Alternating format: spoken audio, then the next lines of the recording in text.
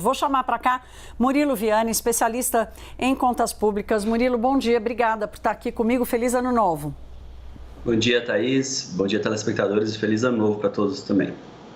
Murilo, como montar um novo arcabouço fiscal diante de uma jornada de deterioração das contas públicas que a gente vai assistir nos próximos 6 meses? Quer dizer, o ministro Haddad vai ter que montar um novo motor para um carro que está meio destrambelhado pelo caminho. O desafio é bastante grande. Na verdade, a gente tem que olhar que existe também outras reformas prometidas e super relevantes para a economia brasileira também, como a reforma tributária, que acaba engatando ali também, disputando espaço, evidentemente, aí nesse início de governo do que deveria ser levado à frente do Congresso.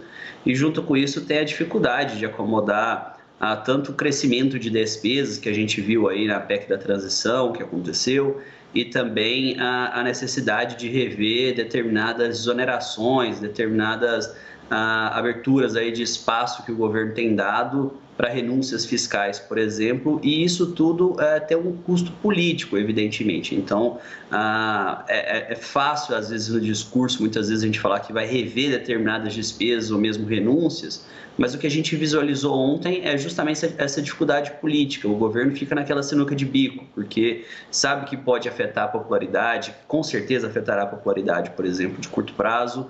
É um governo que inicia ali com uma parcela grande da população tendo votado não só contrário, mas com dificuldade do governo de angariar apoio mínimo ao longo de sua gestão.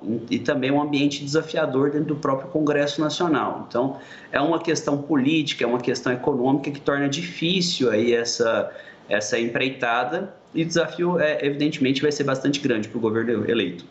Ô Murilo, rapidamente aqui, que eu não posso perder a oportunidade, eu perco a fonte, mas não perco a chance de lhe fazer uma pergunta apertada. Historicamente, a gente praticamente nunca viu o governo dar um benefício e depois retirar.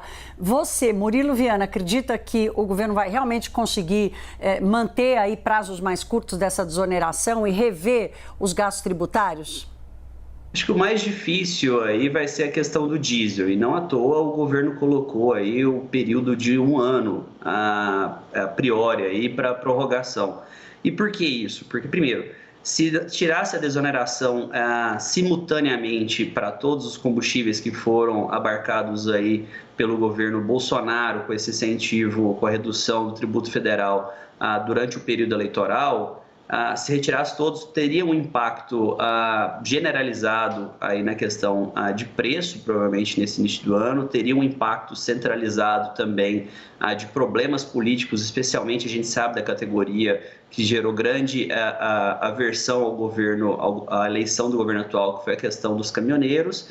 Então, assim, a questão do diesel, que também é mais sensível do ponto de vista da matriz de transportes brasileiro, do efeito inflacionário mais significativo, a questão do diesel é um pouco mais complicada. A questão da gasolina e do etanol, de fato, o governo acabou sinalizando esses 2 meses, pode acabar prorrogando, de fato, isso aí mais para frente, porém, o que deve ser observado também é que impacta menos na inflação, essa questão de retirada desse tipo de incentivo sobre o etanol e a gasolina, e tem uma questão de fundo também, que existe uma emenda constitucional que foi aprovada no passado, que previa aí um diferencial competitivo para o etanol, foi uma resposta do setor para isso. Então, assim, isso aí vai ser bastante difícil do governo colocar para frente durante um tempo bastante significativo. Ô Murilo, você espera aí que eu já anunciei aqui na abertura do Money que a gente vai dar a conta que você fez com exclusividade aqui para o CNN Money sobre o custo dessa desoneração. Eu quero continuar falando com você sobre outros assuntos. Vou pedir um pouco, vou roubar a tua imagem aqui, só para contar uma história aqui sobre uma apuração nossa sobre o que vai ser o novo Ministério do Planejamento. O Simone Tebet tem pedido ajuda de economistas, tem recebido, na verdade, ajuda de economistas tanto do Ministério da Fazenda quanto do setor privado, para compor o seu time de secretários. A posse dela está marcada para a próxima quinta-feira, às 10 da manhã, lá em Brasília. Eu conversei com gente que está acompanhando essa articulação e a avaliação é de que, apesar de Simone Tebet ter um respaldo político muito forte, ela precisa de uma retaguarda técnica para conduzir o ministério. Até agora, a discussão está passando longe da cúpula petista, que tem tido poder até de veto em outros ministérios. Essa autonomia para escolher quem vai trabalhar com ela foi uma das condições que Simone Tebet deu para aceitar o cargo. Por enquanto está funcionando. Pelo menos 5 mulheres foram convidadas para a equipe, mas recusaram, ou por questões pessoais, ou porque estavam vivendo um momento importante na carreira no setor privado. Ainda assim, a presença feminina está garantida no Ministério e os nomes devem sair nas próximas 48 horas. Olha, vamos dar uma olhada aqui nas atribuições que sobraram para Simone Tebet na nova pasta do planejamento. Ela perdeu algumas secretarias importantes, como é o caso das secretarias de gestão das estatais, que acabou ficando para Esther Duvec no Ministério de Gestão. Mas ainda assim, segundo interlocutores da Simone Tebet, ela fica com um desafio importantíssimo, que talvez seja o eixo central do equilíbrio da economia brasileira. Ela vai ficar por conta da reforma do orçamento federal. O que é isso? É fazer uma revisão enorme das despesas, dar uma olhada e fazer uma avaliação séria, aprofundada da qualidade e da eficiência das políticas públicas e passar a elaborar o orçamento federal, ou seja, a alocação do recurso público, com um horizonte mais comprido, com um horizonte de 4 anos. O PPA que eu botei aqui é a sigla para Plano Plurianual, um baita trava-língua para a gente falar na televisão. Eu vou chamar de volta já aqui o Murilo Viana. Eu estou fazendo suspense da conta dele, hein, Murilo? Estou deixando aqui para o grande finale do Money, meu caro, mas eu quero te ouvir sobre esse desafio de Simone Tebet nessa reformulação do orçamento. Qual a tua expectativa? Existe uma expectativa bastante relevante no mercado em relação à gestão da Tebet. Primeiro, tinha essa ideia de uma contraposição possível ali, e até histórica, entre o planejamento e a fazenda. Histórico eu falo porque, ao longo dos últimos mandatos presidenciais, de fora a questão do Guedes, evidentemente, que centralizou na pasta da economia, tinha esse embate entre o planejamento e a fazenda, e havia expectativa agora de retorno disso aí para chegar num caminho intermediário. Evidentemente que quando a fazenda perde um pouco o poder com a decisão do presidente da República diretamente, esse embate fica um pouco fragilizado e o caminho de centro um pouco mais complicado. Eu acho que agentes relevantes do mercado acabam olhando isso com um certo receio do grau de liberdade que a Tebet de fato vai ter ali no Ministério do Planejamento. Agora tem uma questão super relevante aí, que é o PPA. Se a gente já fala que a lei orçamentária, que é de 1 ano, assume um caráter quase de papel mesmo, ou seja, há um pouco planejamento de fato. Imagina para um PPA que é de 4 anos e que ultrapassa 1 ano do governo posterior. Então a Tebet vai ter esse desafio, se ela quiser, se ela tivesse esse poder de fato, de colocar em prática essa questão do planejamento.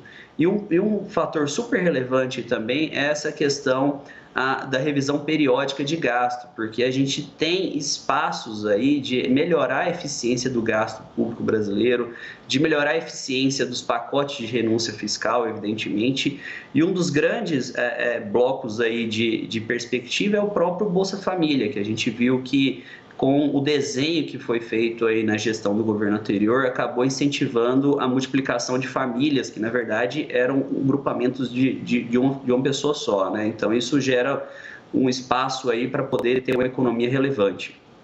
De até 20 bilhões de reais. Por falar em bilhões, agora sim, Murilo, eu vou trazer aqui, vamos conferir qual é o impacto da desoneração dos combustíveis nas contas públicas, com o arranjo que foi descrito pela medida provisória editada ontem pelo governo. Foi Murilo Viana quem fez as contas para nós.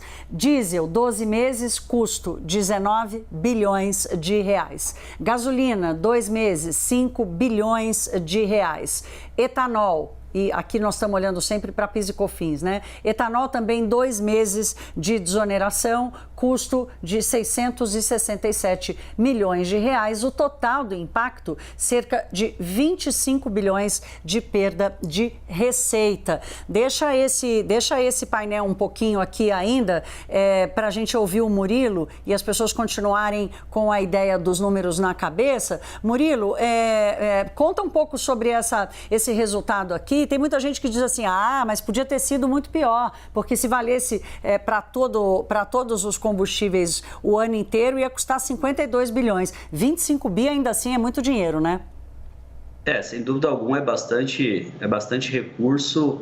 Dá para ver que, por exemplo, a questão do diesel tem um impacto, especialmente a questão do diesel, aí, tem um impacto fiscal super relevante. E aí, de novo, vem aquela questão, né, Thaís, que quando a gente quer olhar para a sustentabilidade da dívida pública, não basta olhar somente a despesa pública. É óbvio que tem sua relevância a despesa, mas no frigir dos ovos, a questão do endividamento público tem a ver também com a estrutura de receita, a quantidade de receita que o governo obtém para depois se determinar ali a questão do superávit primário e também a questão dos juros que impacta todo o estoque de dívida pública e, portanto, gera um resultado ali de mais dívida, numa dinâmica de muito mais dívida ou menos dívida de crescimento. E quando a gente olha isso aí, gera um impacto do ponto de vista da arrecadação do governo e que, portanto, acaba batendo aí na questão do endividamento público. Nós temos um endividamento público que é um desafio do Brasil, a gente tem também uma questão dos juros muito alto no Brasil, porque tem um estoque de dívida muito grande, por exemplo, então gera uma trajetória de crescimento do endividamento público e um desafio, novamente, para a questão da regra fiscal a ser desenhada, trazer essa credibilidade e ancoragem das expectativas e de ancoragem, portanto, do endividamento público do Brasil. Fica esse desafio. Murilo, enquanto você falava agora há pouco, antes da gente apresentar os números, falava do desafio de Tebet, nós vimos aqui a imagem do anúncio dos ministérios e Simone Tebet convidou Fernando Haddad para fazer a foto ao lado do Lula e tudo é muito simbólico, né? E o Haddad ontem no seu discurso disse assim, não, olha, nós seremos, não vai ter mais um posto Ipiranga, nós vamos ser uma rede de postos, falando dele, de Simone Tebet, Geraldo Alckmin, que vai comandar Indústria e Comércio, e Esther Dweck, que vai comandar a pasta da gestão, que vai ficar com a governança da máquina pública. Eu queria ouvir um pouco a tua expectativa sobre essa coordenação. Você falou agora da posição histórica entre Fazenda e Planejamento, mas agora nós estamos vendo essa rede de postos. Como é que você acha que isso vai funcionar? Tem uma questão super interessante aí, né? Que antes de tudo a gente tem já inicia o governo sabendo que é bastante provável de quem vai concorrer aí possivelmente na próxima eleição. Então tem uma desconfiança mútua aí, evidentemente, entre a Fazenda, o Planejamento, a questão também do Geraldo Alckmin, que são figuras proeminentes que devem disputar a eleição entre eles a partir do ano que vem. Então, a partir da próxima eleição. Então, isso aí acaba que tem a necessidade de maior articulação, seja do ponto de vista da composição política da chamada da Frente Ampla, mas ao mesmo tempo tem essa dificuldade ali também da desconfiança mútua que acontece aí ao longo do mandato. Um querendo gastar, o outro querendo segurar, um querendo fazer política pública, o outro querendo dizer essa não funciona, e nós vamos acompanhar esse baile aí como vai funcionar essa rede de postos. Murilo Viani, especialista em contas públicas, participação especialíssima hoje aqui. Muito obrigada pela companhia, meu caro. Eu que agradeço, Thaís. Bom dia para você.